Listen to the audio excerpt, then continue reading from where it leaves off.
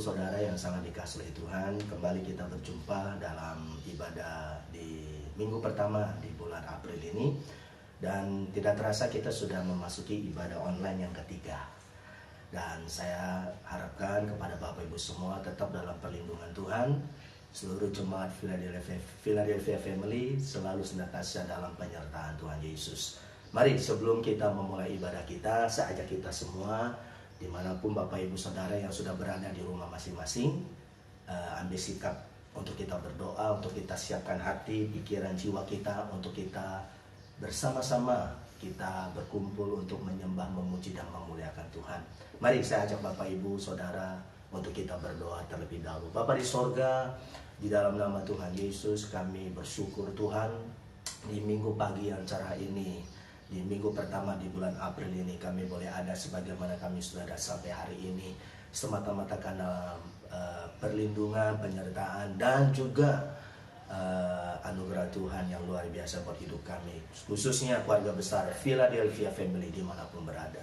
Oleh sebab itu Tuhan, sebentar kami akan memulai ibadah kami akan mendengarkan firman Allah, bahkan nanti setelah itu kami akan makan minum perjamuan kudus. Dan kami siapkan hati pikiran kami untuk kami boleh diberkati oleh Tuhan. Firman Allah berkata, 2-3 orang berkumpul dalam namaku, maka aku akan hadir di tengah-tengah mereka. Kami percaya ketika kami berkumpul sehati dalam keluarga, dalam mesbah doa keluarga, Engkau hadir bersama dengan kami. Dalam nama Tuhan Yesus, bersama-sama kita katakan amin.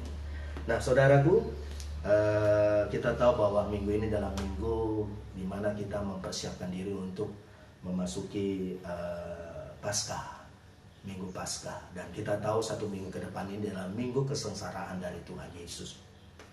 Ada beberapa hal yang saya mau sampaikan kepada kita di minggu pertama di bulan April ini. Ada yang perlu kita renungkan bersama-sama, di mana ketika Tuhan Yesus sebentar lagi dia tinggalkan dunia yang fana ini. Tetapi sebelum itu saudaraku, Tuhan Yesus harus menghadapi tantangan yang begitu luar biasa. Tuhan Yesus menghadapi minggu kesengsaraan yang begitu dahsyat. Kalau saudara lihat di dalam firman Allah di dalam Matius pasal yang ke-26, saya akan bacakan buat kita. Di dalam Matius pasal yang ke-26, judul perikopnya dari Taman Getsemani. Nah, di sana dikatakan ayat yang ke-36, saya akan bacakan. Demikian bunyi firman Allah.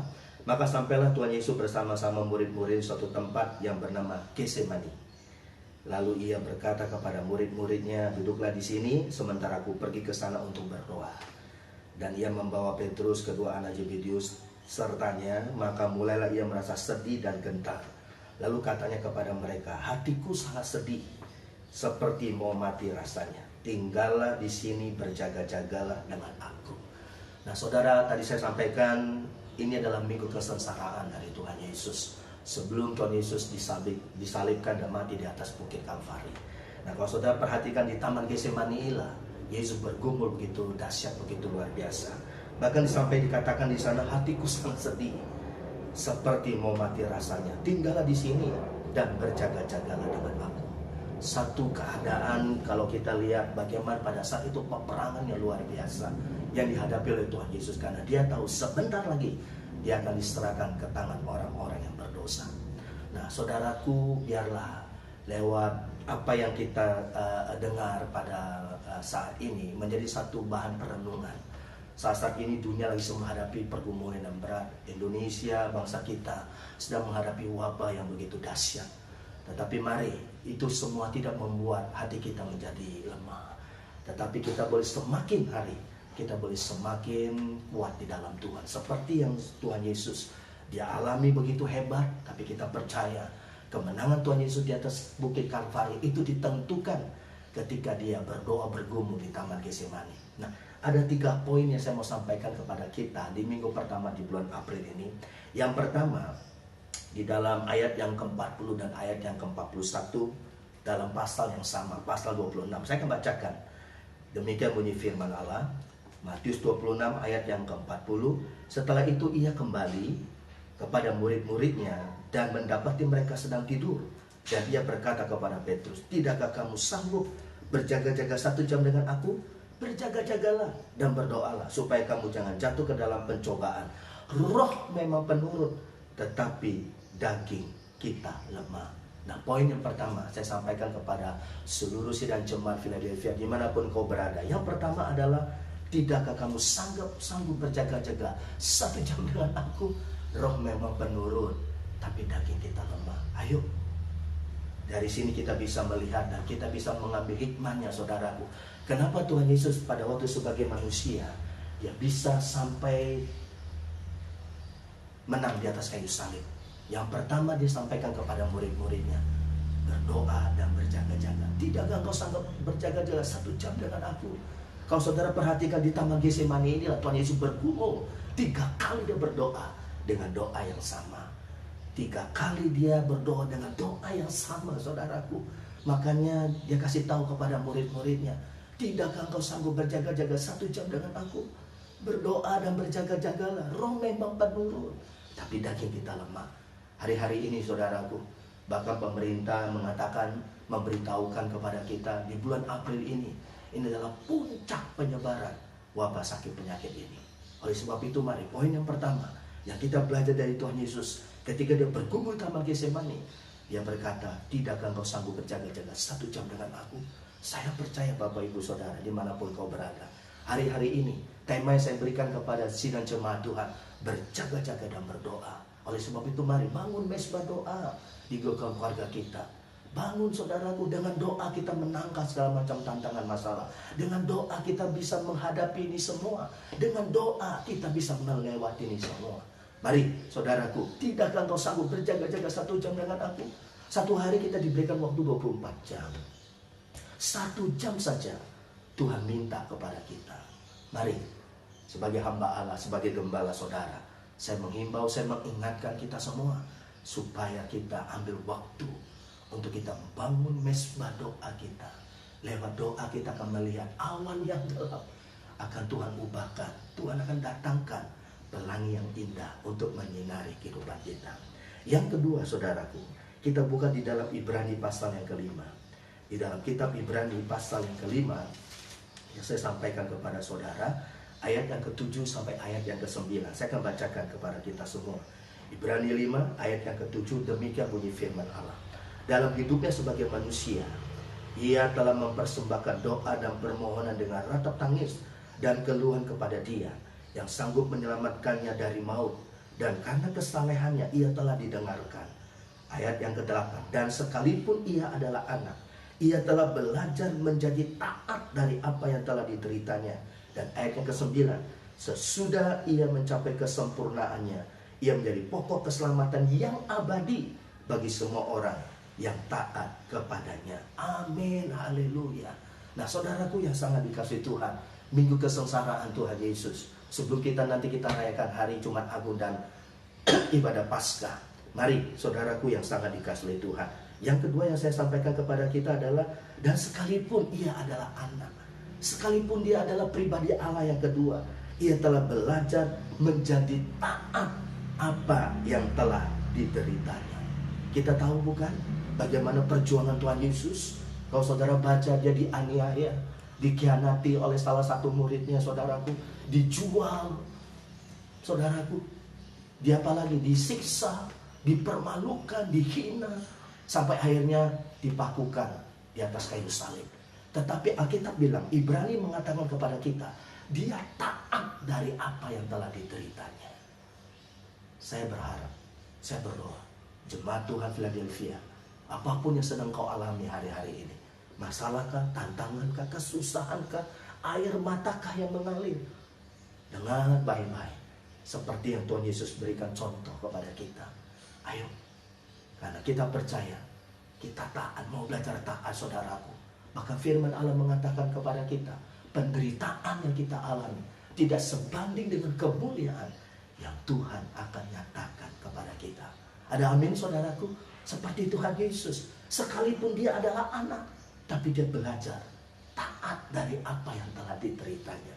Mungkin hari-hari ini Bapak Ibu Saudara jemaat Philadelphia, mungkin kalau sedang mengalami pergumulan yang berat, mungkin kau sedang menghadapi masalah ekonomi, penghasilan mungkin berkurang, mungkin ada masalah di dalam pekerjaan, Tapi dengar baik-baik.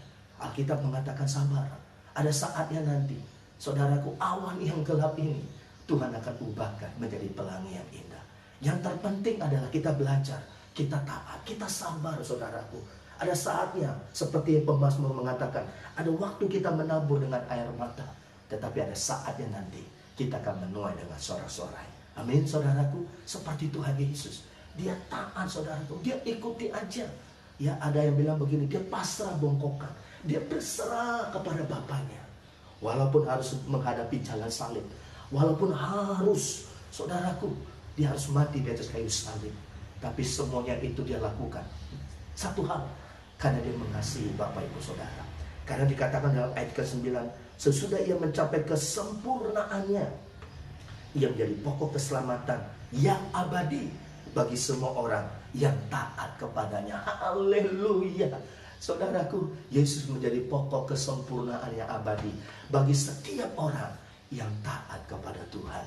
Iman percaya kita tetap terus fokus kepada Tuhan, karena kita tahu orang yang berharap kepada Tuhan, orang yang bersandar kepada Tuhan, orang yang setia taat kepada Tuhan, tidak pernah akan dipermalukan. Amin, saudaraku. Dan yang terakhir, yang ketiga, saya ajak kita buka dalam Ibrani 9, pasal yang ke-9, ayat yang ke-27 dan ayat yang ke-28. Di dalam Ibrani pasal yang ke-9, ayat 27 dan 28, demikian firman Allah. Saya akan bacakan buat kita semua. Dan sama seperti manusia ditetapkan untuk mati hanya satu kali saja, dan sesudah itu dihakimi. Ayat 28, demikian pula Kristus hanya satu kali saja mengorbankan dirinya untuk menanggung dosa banyak orang. Sesudah itu ia akan menyatakan dirinya sekali lagi tanpa menanggung dosa untuk menganugerahkan keselamatan kepada mereka yang menantikan dia. Haleluya. Yang ketiga, Bapak Ibu Saudaraku, dikatakan di dalam ayat 29, demikian pula Kristus hanya satu kali saja mengorbankan dirinya. Dia sekali mati, saudaraku. Untuk siapa? Untuk dosa saudara dan saya. Sesudah itu ia menyatakan dirinya sekali lagi tanpa menanggung dosa untuk menganugerahkan keselamatan kepada mereka yang menantikan dia. Haleluya, puji Tuhan. Kita percaya Bapak Ibu Saudaraku, 2000 tahun yang lalu Yesus Kristus sudah mati di kayu salib.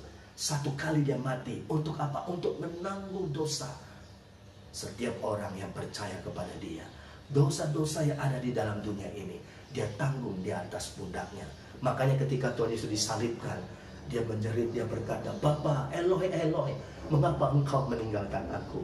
Eloi, Eloi, lama sabachthani, yang artinya, Bapa, Bapa, mengapa engkau meninggalkan aku? Kita tahu pada saat itu Yesus Kristus Tuhan, dia menanggung dosa seisi dunia. Ketika Bapa melihat dosa sedang ditanggung oleh putranya, maka Bapa memalingkan wajahnya, saudaraku. Saudara, dia yang kaya rela jadi miskin, supaya kita yang miskin menjadi kaya di dalam dia.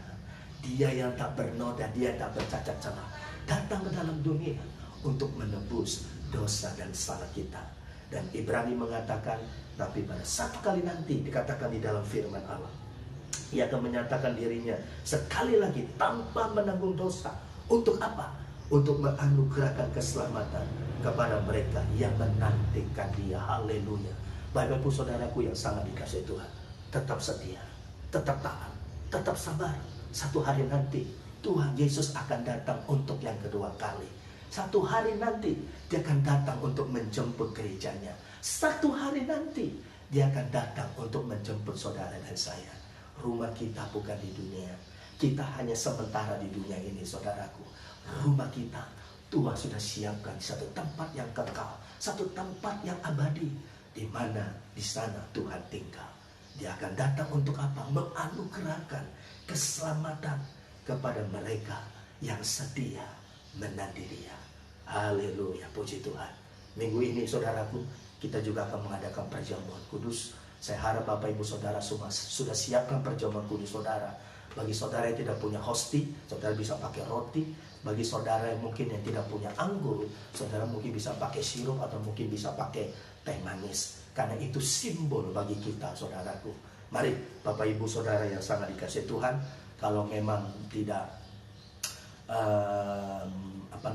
bagi Bapak Ibu dimanapun saudara berada, Kalau memang tidak memberatkan, saudara mungkin bisa bangkit berdiri sekarang. Kita siapkan hati diri kita setelah firman Allah yang sudah kita sampaikan, yang saya sudah sampaikan.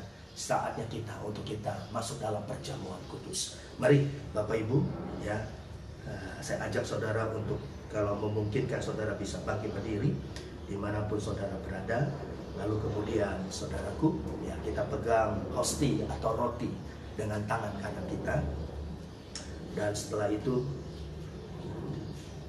saya berikan waktu kepada saudara, untuk saudara 1 menit, untuk saudara untuk bisa berdoa, untuk bisa saudara mungkin ada suatu permohonan saudara kepada Tuhan sebelum kita makan minum perjamuan kudus.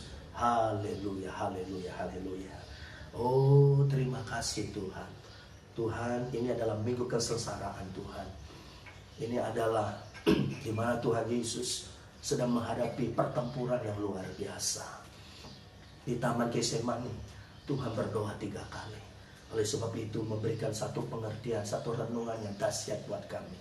Di tengah dunia sekarang yang tidak menentu, kami banyak mendengar kabar-kabar yang membuat kami menjadi takut, yang membuat kami menjadi cemas. Tetapi Tuhan, pada pagi ini lewat kebenaran firman Allah, ada janji, ada pengharapan buat orang-orang percaya.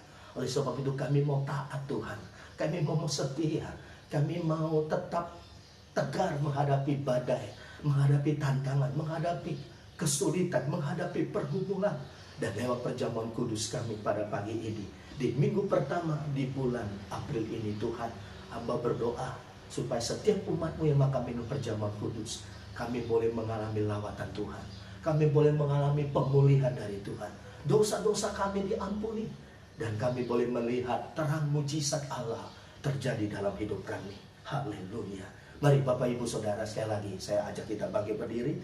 Kalau tidak kesulitan, mari kita angkat hosti, kita angkat roti yang tidak beragi ini dengan tangan kanan kita di atas. Sebelum kita makan, saudaraku, dengarkan firman-Nya. Haleluya. Oh, puji Tuhan. Dan ketika mereka sedang makan, Yesus mengambil roti, mengucap berkat, lalu memecah-mecahkannya, memberikan kepada murid-muridnya, dan berkata, ambillah, makanlah, inilah tubuhku yang diserahkan bagi kamu.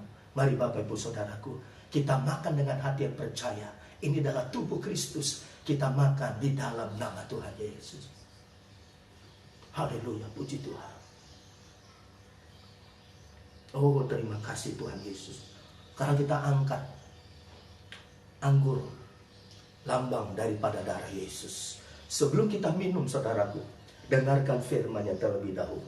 Sesudah itu Tuhan mengambil cawan, mengucap syukur, lalu memberikan kepada murid-muridnya.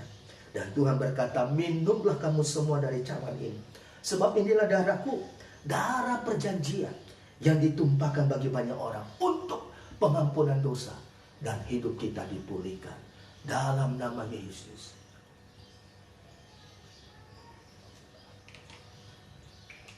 Puji Tuhan. Mari saja kita angkat kedua tangan kita. Kita mengucap syukur kepada Tuhan. Oh, haleluya. Terima kasih Tuhan Yesus. Engkau baik. Engkau adalah juru selamat kami. Engkau adalah perisai kami. Engkau adalah penolong kami, ya Tuhan. Oh, haleluya, haleluya, haleluya.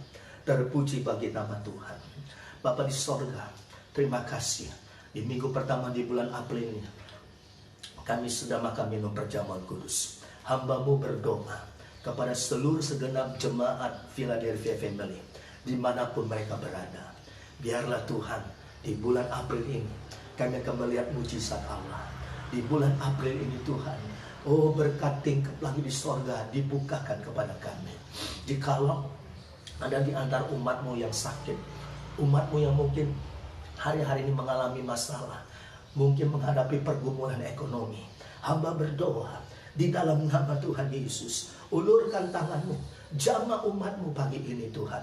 Yang lemah Engkau kuatkan, yang sakit Engkau sembuhkan, yang mungkin lagi sedang bimbang, khawatir, cemas, takut, Tuhan Engkau beri kekuatan, Engkau berikan Tuhan pengharapan.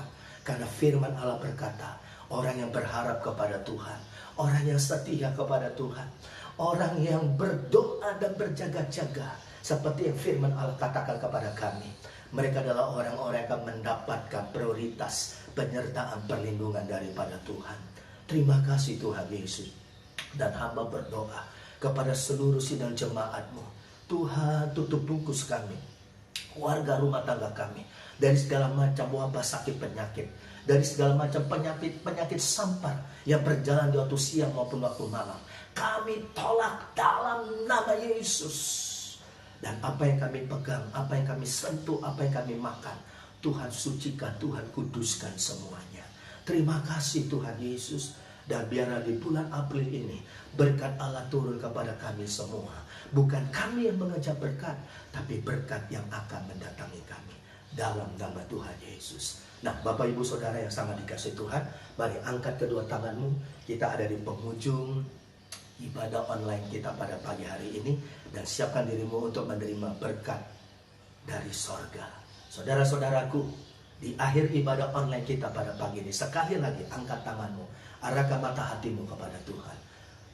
Berkat dari Allah Bapa, berkat dari Allah Anak, berkat dari Allah Roh Kudus turun kepada kita semua.